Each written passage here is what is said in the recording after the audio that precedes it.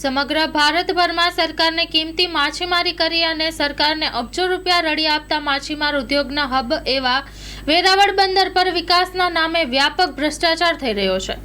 અહીં બેરોકટોક ખુલ્લેઆમ ભ્રષ્ટાચાર ભારે માત્રામાં ફૂલ્યો ફાલ્યો હોય તેવું સ્થાનિક માછીમારોનો આક્ષેપ છે।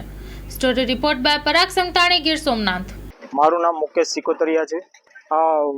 ગીર સોમનાથ જિલ્લાનું વેરાવળ શહેર છે, જેમાં વેરાવળ બંદર કહેવામાં આવે છે। અને અહીંયા વેરાવળમાં બંદરના વિકાસ માટે ફેઝ 2 નામનો પ્રોજેક્ટ ચાલી રહ્યો છે, જે Visakhapatnam company RKC project limited નામની કંપની છે, જે વિશાખાપટ્ટનમથી છે। તે વેરાવળ બંદરના ફેઝ 2 નું કામ કરી રહી છે। આમાં એવું તો ઘણું લાગી રહ્યું છે ગેરનીતિનું કામ, જેમ કે ભરતીનું કામ છે, લોખંડ બાંધવાનું કામ છે, પછી આ ટેટાપોલ બને છે, બ્લોક બને છે, જેમાં ઘણો ભ્રષ્ટાચાર થઈ રહ્યો હોય એવું લાગી રહ્યું છે। આની રજૂઆતો ઘણી સંસ્થા વેરાવળની ઘણી સંસ્થાઓ દ્વારા કરવામાં આવેલી છે। નરેશ ચાવડા મારું નામ છે।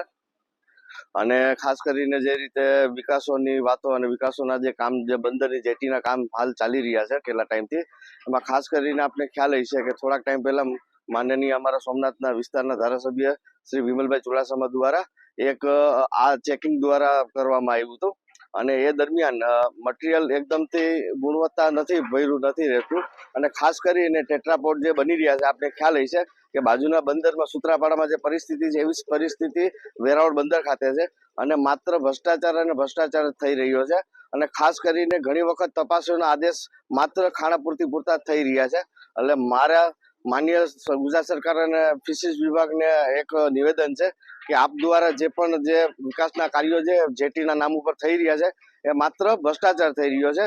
અને આની વિગતવાર સંપૂર્ણ રીતે ઉચ્ચ કક્ષાએ તપાસ કરવામાં આવે। અને કે તમે જોઈ શકો છો કે ગયા વખતે પણ ધારાસભ્ય શ્રી વિમલભાઈ ચુડાસમા દ્વારા જે ચેકિંગ કરવામાં આવ્યું હતું, એ મટીરિયલ એકદમથી ગુણવત્તા એકદમ ખરાબ હતી। અને જે નિયમ અનુસાર જે બનાવવું જોઈએ જે મટીરિયલ, એ પ્રમાણે નથી બનવામાં આવ્યું।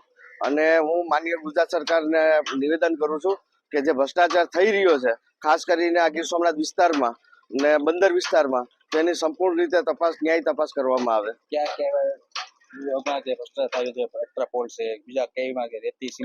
એમાં રેતી, સિમેન્ટ અને કાકરી ને કપચી એ દરમિયાન જયારે ચેક કરવામાં આવ્યું ત્યારે 10 mm નો જે જગ્યા ઉપર જે લોકો બોક્સ રાખ્યા હતા, એ દરમિયાન ફિશરીઝના અધિકારી પણ સાથે હતા, ત્યારે 10 mm ના નતા, એ 6 mm ના હતા। જયારે 20 mm નું જયારે કપચી પેલી કાકડી દેખાડવામાં આવી તો 20 હતી નહીં, એ 15 કે 16 હતી। જયારે 40 દેખાડવામાં આવી 17 કે 18 જ હતી। અને એના માટે તપાસ કરવા માટે પણ આદેશ કરવામાં આવ્યા હતા, પણ અત્યાર સુધી કોઈ પણ પ્રકારે તપાસ કર્યા બાદ કોઈ પણ રિપોર્ટ આપવામાં આવ્યો નથી। યા તો એવું લાગે છે કે અધિકારીઓની અને કોન્ટ્રાક્ટરની મિલીભગત છે, અને આપણે સરકારના અને ખાસ કરીને આપણા ટેક્સના પૈસા વેડફવામાં આવે છે, ભ્રષ્ટાચાર કરવામાં આવે છે એવું લાગી રહ્યું છે। ચેન્નઈની કંપની છે એવું કહે છે, આઉટ ઓફ સ્ટેટ છે, બરાબર।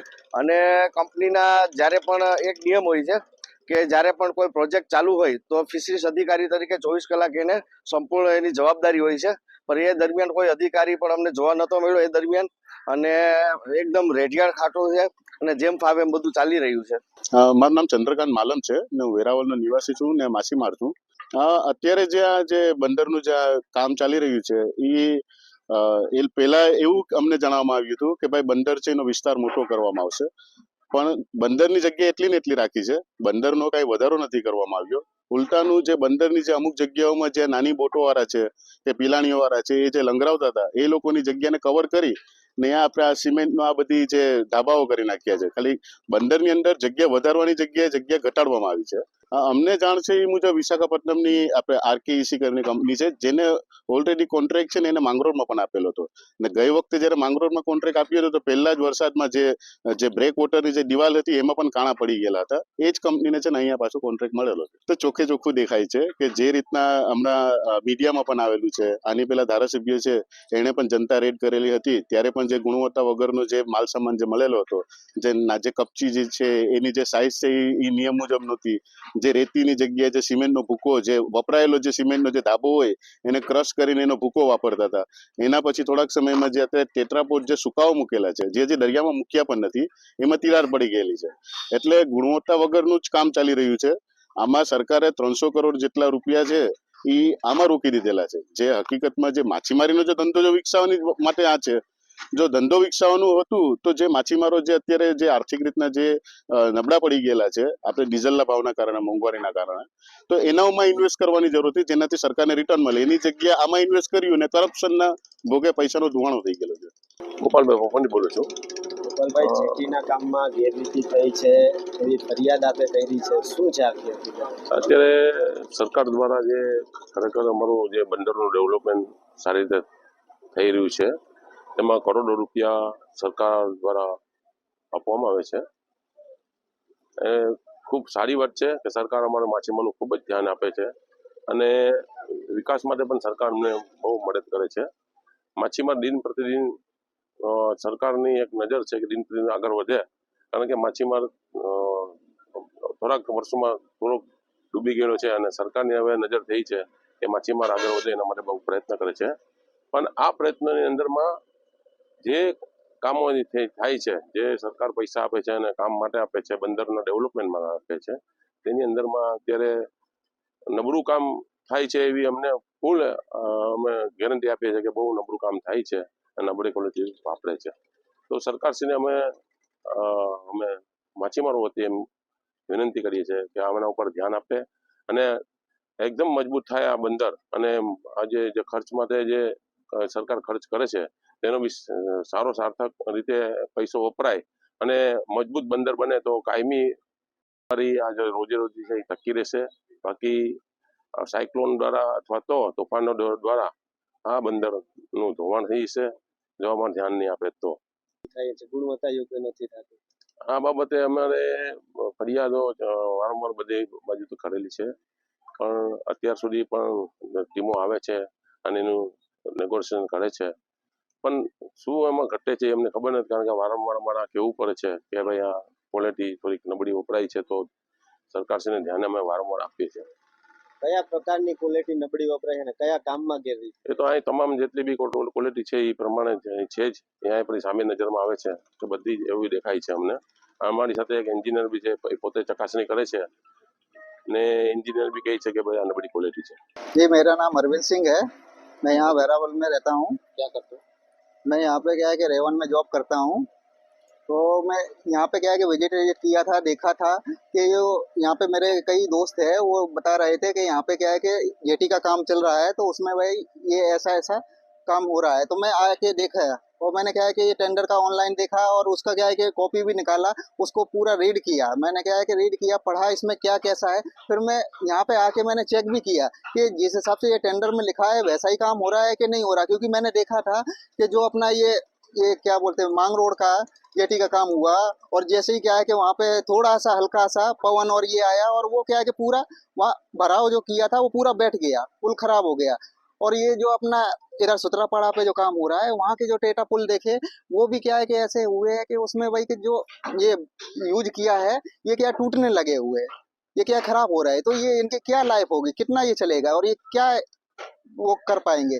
और यहाँ पे इतना गवर्नमेंट ने इतना अच्छा किया है माछीमारों के लिए कि जो ये काम होगा इससे क्या है कि इन लोगों को बहुत है और कितना रोजगार है इससे है। और गवर्नमेंट का कितना रोजगार के लिए सोचा, अच्छे काम के लिए सोचा, लेकिन ये लोग क्या है कि ऐसे देंगे तो फिर बाद के जो कॉन्ट्रैक्टर है, ठेकेदार है, अधिकारी है, ये मिलके अच्छा काम करना चाहिए। लेकिन ये लोग क्या है कि मिलावट से और लो क्वालिटी का यूज कर रहे हैं।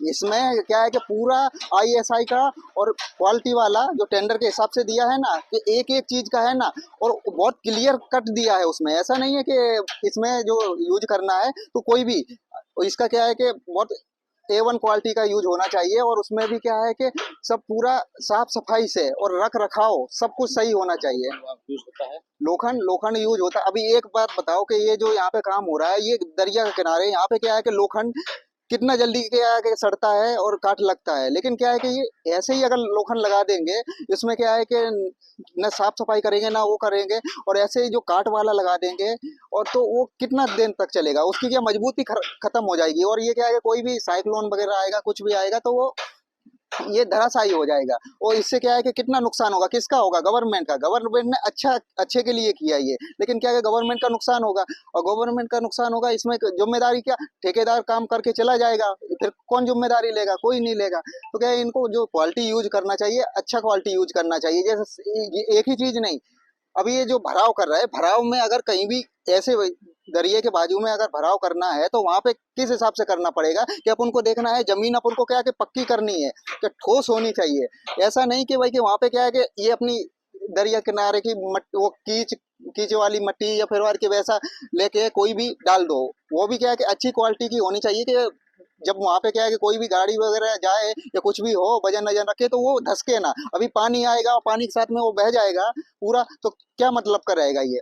क्योंकि ये ऊपर से पुल वैसे ही रखेंगे। तो जेटी का जो काम है ना, एक चीज का नहीं है। चाहे सीमेंट का देख लो, सीमेंट भी सही क्वालिटी का नहीं है। और फिर बाद के ये क्या बोलते हैं, सरिया भी सही नहीं। भराव में ये क्या यूज कर रहा है? और जो कंक्रीट का यूज कर रहे हैं ना, कंक्रीट भी कि जहाँ पे भाई कि 40 mm लिखा है कि यहाँ पे 40 mm होना चाहिए, तो ये लोग 30 mm डाल रहे हैं, 15 mm डाल रहे हैं ऐसा। और उसमें भी क्या है कि क्वालिटी में सही क्वालिटी भी नहीं है। इस हिसाब से अगर काम होगा तो ये जेटी का कोई मतलब नहीं रहेगा। લોન પર ફોન 15 વર્ષ જૂનું ગુરુ મોબાઈલ એન્ડ ઇલેક્ટ્રોનિક્સ દરેક કંપનીના જૂના અને નવા મોબાઈલ લોન ઉપર મળશે અને ઇલેક્ટ્રોનિક્સ આઇટમો ફ્રીજ, ટીવી, વોશિંગ મશીન ગુરુ મોબાઈલ એન્ડ ઇલેક્ટ્રોનિક્સ સંતોષી માતાના મંદિર પાસે અને અમારી અન્ય બ્રાન્ચ ગુરુ મોબાઈલ પોઈન્ટ આભા હોટલ નીચે પેટ્રોલ પંપ સામે ભુજ। તો મેળવો લોન પે ફોન અને તમામ ઇલેક્ટ્રોનિક્સ એપ્લાયન્સીસ।